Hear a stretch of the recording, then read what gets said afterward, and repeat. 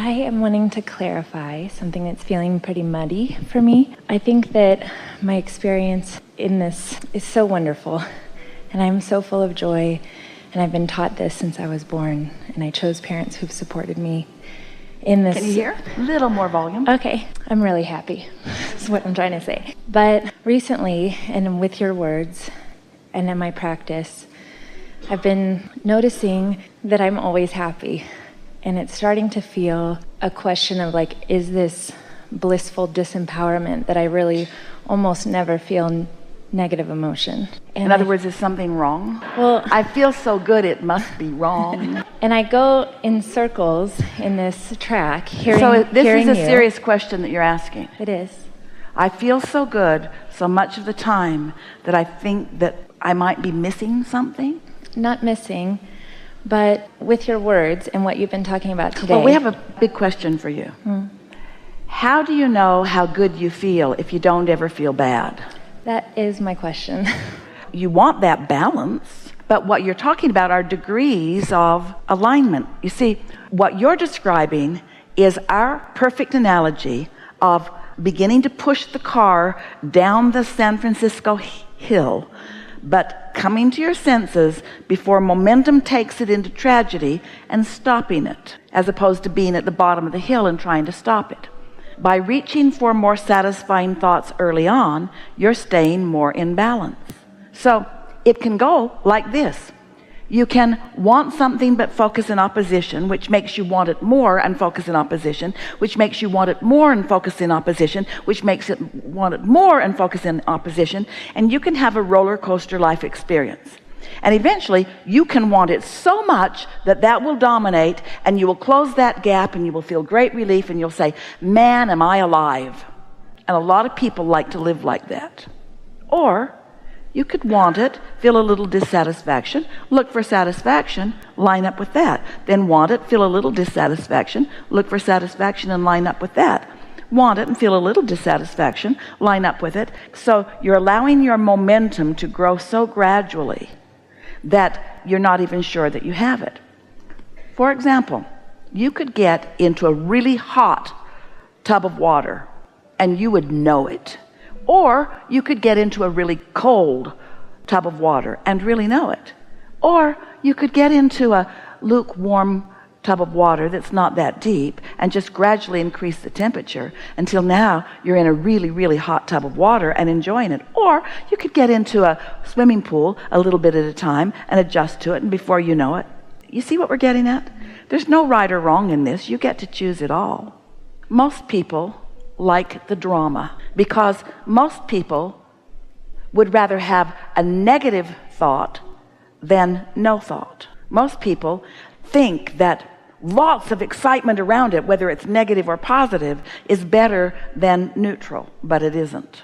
So I think that I catch myself frequently having something dissatisfying occur, and then I say, oh, it's okay, because I can just so easily move in the direction of what is wanted, and it's effortless. I find myself frequently saying just, it's okay, it's okay, it's okay, and I believe it, but then there's a part of me where I feel the wobble, I guess. All right, so let's talk about this. Did you get what she was saying? So you're gonna like this. So here's how it goes.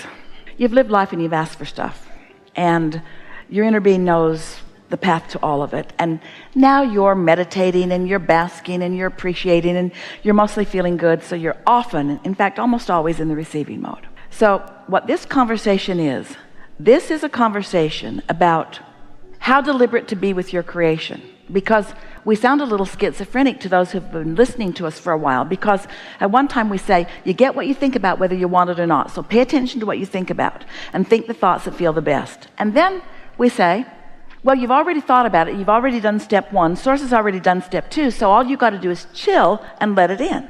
So you want to say, okay, which is it, Abraham? Should I be thinking about what I want, or should I be chilling? Because it sounds like two different things. And we say, if you are aware, and how you're going to do it unless you've practiced it, if you're sure that you're in the receiving mode, then turn on the gas.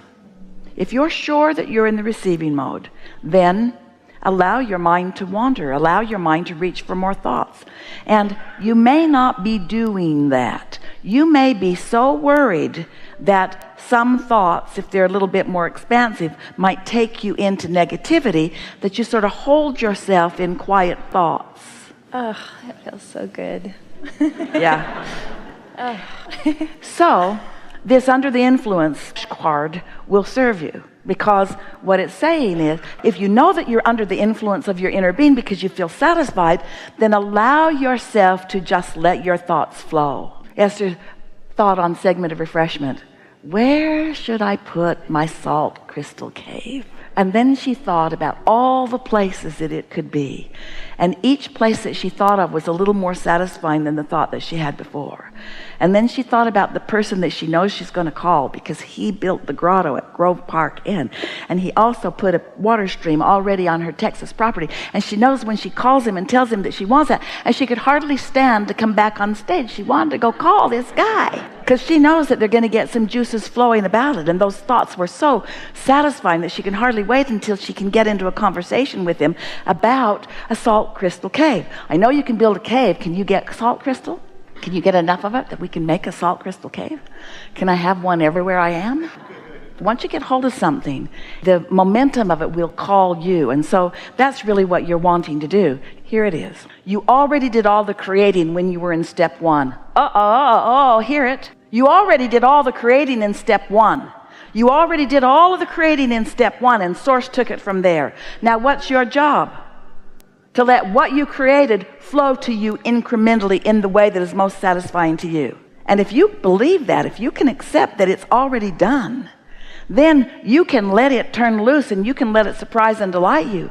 And the momentum, when you think about all of the intricate details that you put into your vortex, and all the things that your inner being knows about what you like and how you like it and why you like it, and then your inner being also knows how to dovetail them together. Do you know the 10 or 20 or 30 or 40 things that are important you can explode in one moment in time, one satisfying moment in time? Don't you want to be up to speed with that, so that when that happens, you're there ready to receive it? Yes. Now let's go back to the word satisfaction. Did any of you read the book? That doesn't matter. We wrote a book, a really good book, called Ask and It Is Given. Kind of about everything that we've been talking about here.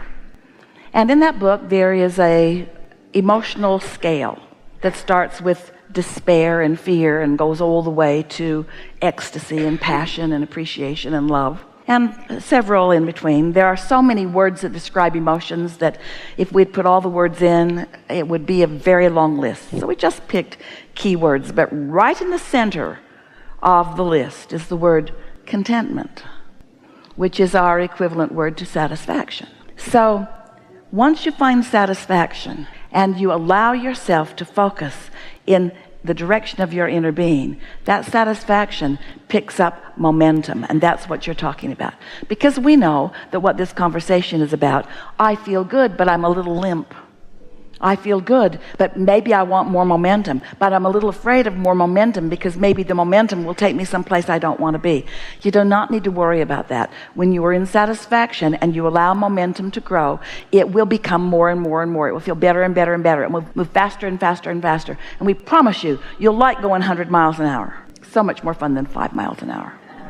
Enough? Absolutely. Maybe one more clarification, that when there are moments on the emotional scale when you hit something that is less than contentment, I guess I've been trying to process how to let myself move through that instead of having getting a step stuck one on moment. that. And here's the thing. If you are conscious and aware of the receiving mode, the receiving mode, the receiving mode, the receiving mode, the receiving mode, then those step one moments don't even faze you, because you've got your sea legs, you've got good balance, you've got good shock absorbers. And now you can see it for what it is. It's more data for more decision making. It's not a statement of who you are. It's not a statement of judgment, because we know, we talk to you about positive and negative emotion, and some of you come away with the conclusion that negative emotion is a bad thing. But it isn't. The empty gauge on your vehicle is as important as the full gauge. If your car is on empty, do you put a happy face sticker over it? Oh, don't want to know that. I should not be focusing on that. You want to know. You want to go fill up. acceptance then I think is something I've also been musing on to acceptance being the absence of the sort of marketing and justification that you've been speaking about. Give us more about that. Well, if I am experiencing negative emotion, instead of, as you just said, putting a happy sticker on it, just really looking at it as data, as information from which to move in the direction of what is wanted. It's guidance. It's guidance. Your inner being is calling you. And if you're hearing the call, then you're moving toward it. And if you're not hearing the call, you may move away from it. But how do you know you're moving? If your inner being weren't calling you and you had no awareness of the call, could you know when you're moving in the wrong direction? Did you hear us? If your inner being is calling you toward who you are and what you want, and you're feeling negative emotion, isn't your guidance system working? Isn't it? And isn't that a good thing? Mm-hmm. Esther played a game with Kate when she was little. When the first navigational systems were in her cars, they would program Magellan and then they would disobey her. Magellan would say, turn right, and they would turn left. And Magellan would throw a fit. When possible, make a legal U-turn. And Kate would laugh, and Esther would laugh. We're doing what we want. We're doing what we want. There's nothing serious going on here. Be easy about it. So you know what to do. You've got it figured out. Can you feel right now how clear you feel? And are you feeling more optimism about what's coming next? It's so fun to play, to co-create with the rascals of your world. And such a rascally world. So many people with so many different opinions and so many different beliefs and so many different lifestyles and so many different desires, and all of them just right because you came forth to be with all of them in order to help you to decide from your own very important and powerful perspective what you desire from where you stand. And this cooperative universe that as you launch these rockets of desires, all the cooperative components just gather around your desire, and sooner or later, and now we think it will be sooner than later, you figure out how to be also a cooperative component. You figure out how reaching for more satisfaction in more moments of the day cause you to be a cooperative component to your own desires. And then ideas flow into your mind, not ideas that feel like things you gotta do, not ideas that feel like, well, I need to do this, but ideas that flow to you like, ooh, doesn't that sound fun? Ideas like, I want to do this. A feeling that you want to do it, whether it's big or small, and in the beginning it won't feel very significant, and often you won't be able to make any correlation between this idea that's flowing to you that feels intoxicating and the things you want. You won't be able to see the path. You won't be able to see clearly how doing that will lead to the things that you think need to be led to in order to get what you want. But you don't need to know. You don't need to know what every path will be. You just need to know that it feels good, and therefore I'm going to follow that path, and then something will show up and you'll say, that's what that was about. That's what that impulse was about. That was for this, and yippee, that felt good. Ooh, that felt good. And then another and another and another, until it won't be long before you'll be feeling so much steady satisfaction that will be coming in waves of greater and greater and greater and greater velocity, that your satisfaction will move in a day from satisfaction to clarity. Oh, nothing more satisfying than clarity. And clarity comes so fast from contrast. You'll reach the place where you'll take the clarity every single time. I'm clear about this. I'm clearer now about what I want than I have been before. Your satisfaction will move into clarity and into humor and into watching the universe just knocking itself out to surprise and delight you. Esther used to wonder, Abraham, if I am the creator of my own reality, then how can the universe surprise and delight me? Didn't I put everything in the vortex, so shouldn't I recognize it when I see it? And we say, you do not have a moment-to-moment capacity to comprehend the fullness of what your vortex has in store for you. And the timing of the things that matter to you and the way they will present themselves to you with humor and with steadiness, and most of all with the power that only the laws of the universe and the energy that creates worlds can provide, you will find your sense of worthiness. You will find your sense of empowerment. You will find your sense of invincibility. You will return to your sense of who you really are. you will know for sure that life is supposed to be good for you. That's really nice.